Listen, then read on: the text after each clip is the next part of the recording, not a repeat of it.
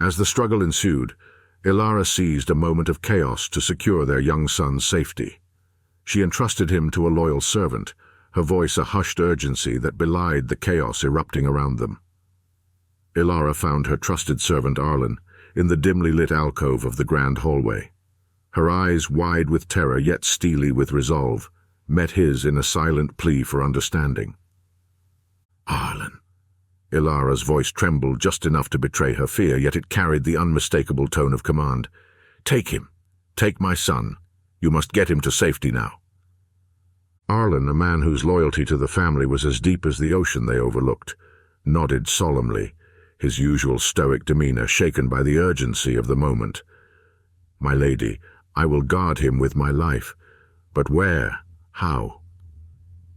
Amidst the growing tumult, Elara's eyes darted across the room, searching for something that could ensure her son's safety.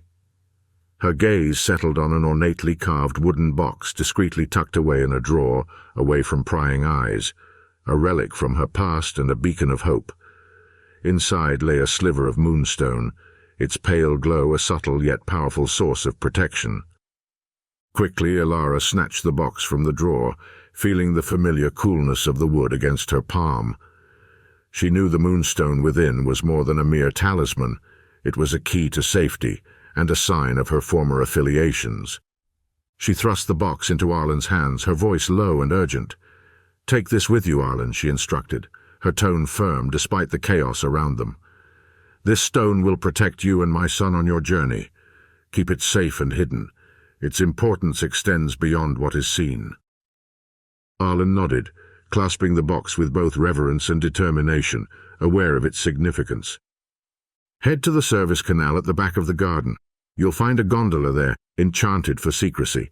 It will carry you unseen through the city's waterways," Elara continued, each directive laced with a mother's desperation. "Go to the House of Mirrors on the Isle of Silence. When you arrive, present this stone at the gate and speak my name. Tell the guards nothing more. Ask to speak to the seer directly." Elara paused, her gaze locking with Arlen's in a moment of deep trust and significance. "This pin," she gestured to the moonstone now secured within the box, "should grant you an audience. Then tell the seer you seek sanctuary for the boy. Tell her what happened here tonight." Arlen, understanding the weight of his charge, wrapped the young boy in a cloak. The child, confused and afraid, clung to his trusted servant, sensing the gravity of the night's events. "What of you, my lady? And Lord Theron?" Elara's eyes glistened with unshed tears, her resolve hardening like the marbled floors beneath her feet. "We will hold them off as long as we can. Our fate rests with the gods now, but his is in your hands." With a final, desperate embrace, Elara placed her son into Arlen's arms. "Keep him safe, keep him hidden, and never let him forget who he is, or whence he came. Now go." With her son safely on his way to anonymity and security, Elara returned to aid Theron. Together they fought valiantly, a testament to their undying love and courage. Her heart raced, fueled by both fear and a fierce determination to protect what was most precious, their son, now hopefully safe beyond the confines of their threatened sanctuary. As she neared Theron, an assassin lunged at her from the shadows. With reflexes honed by years of diplomatic dangers, she dodged, and with a swift, decisive movement, she thrust the dagger into her assailant, who collapsed silently onto the polished marble floor. "Theron!" she cried out, her voice a mix of relief and desperation as she reached his side. He was wounded, a dark stain spreading across his shirt, but his eyes burned with an undying fire as he fought on. "Elara, you shouldn't have come back." Theron's voice was strained, pained, yet filled with the warmth of love. "You should be with our son."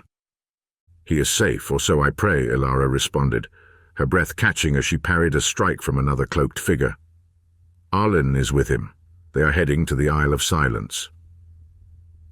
A brief look of relief flashed across Theron's face, quickly masked by a grimace as he parried another blow.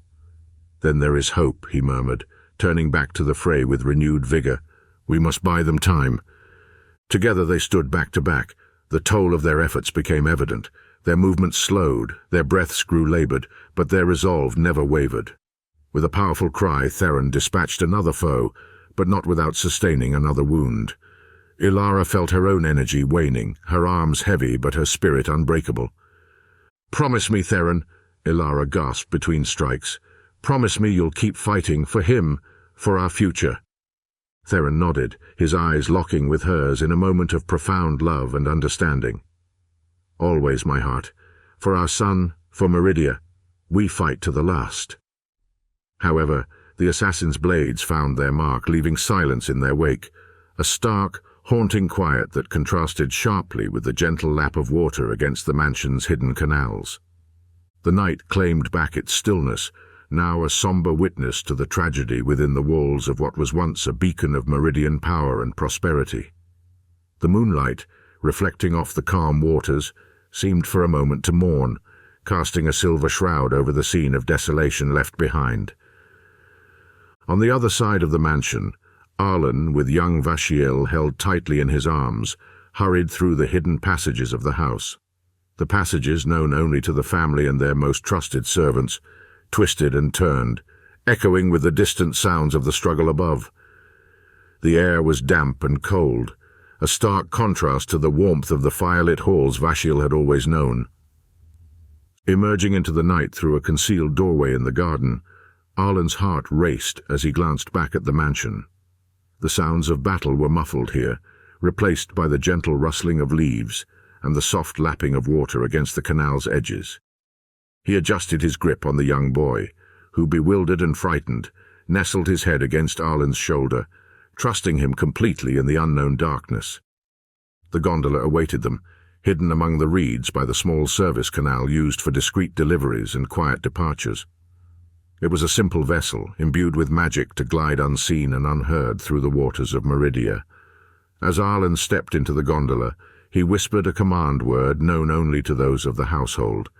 In response, the gondola stirred to life, its movement smooth and ghost-like over the calm water. As they moved away from the mansion, the gondola passing silently under bridges and alongside the moonlit banks of the city, Arlen looked down at Vashiel, whose eyes were wide with a mix of fear and wonder. He offered the boy a gentle smile, trying to mask his own fear of what leaving meant. They were not just fleeing the physical danger of the night, but were also drifting away from the life Vashiel had known, towards a future uncertain and shrouded in shadow. "This will be a long journey, young master," Arlen said softly, his voice steady despite the turmoil in his heart. "But remember, you are brave like your father and wise like your mother. You must be strong now for them and for Meridia." The gondola carried them through the city, slipping through the waterways that pulsed like veins through Meridia's heart.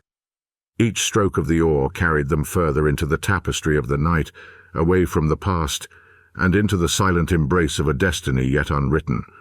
The city around them slept unknowingly, on the brink of upheaval, as the events of this night would soon ripple out, altering the course of history and the fate of all who called Meridia home.